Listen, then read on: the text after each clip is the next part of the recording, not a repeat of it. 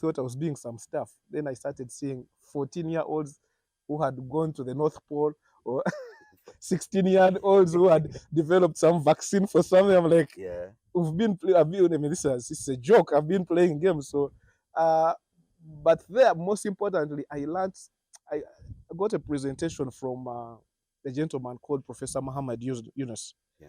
He's now currently the head of the Bangladeshi government.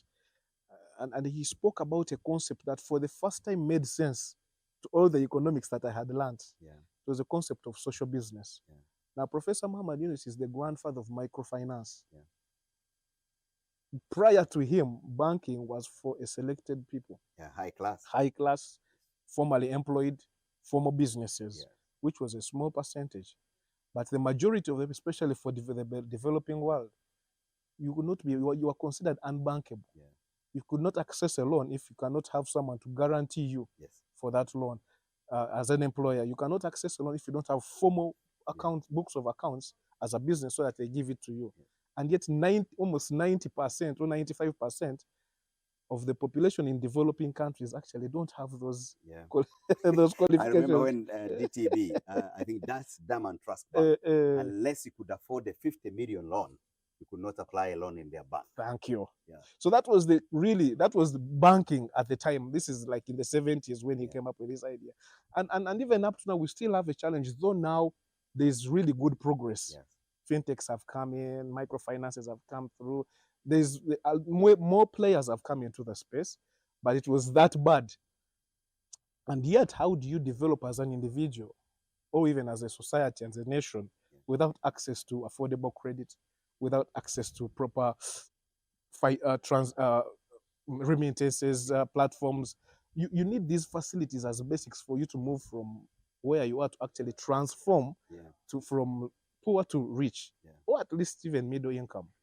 So that man mentioned that concept of social business, and he had very vivid examples. We saw what Grameen did.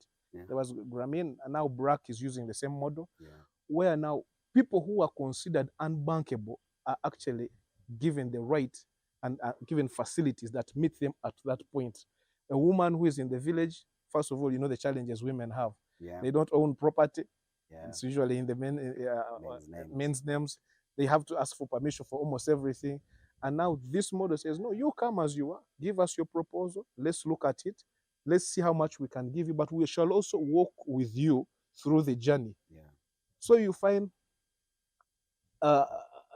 credit as low as 100,000 is what could actually transform this person's $30. And so when I saw that, I said, okay, this, for the first time, the economics that I studied is beginning to make sense. Because in my economics class, one of my worst moments is when I asked my professor, you've been talking about GDP and all this, but I'm like, how come we are not concentrating a lot on the distribution?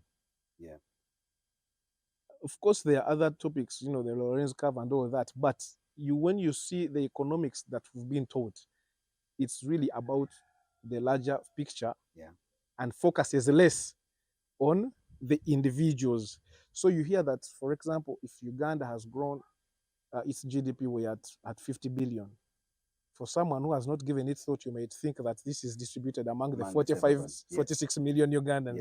But you find probably 30% own almost more than 70 or everything. So if you bring the world's 60 richest men and women who can just fit here, they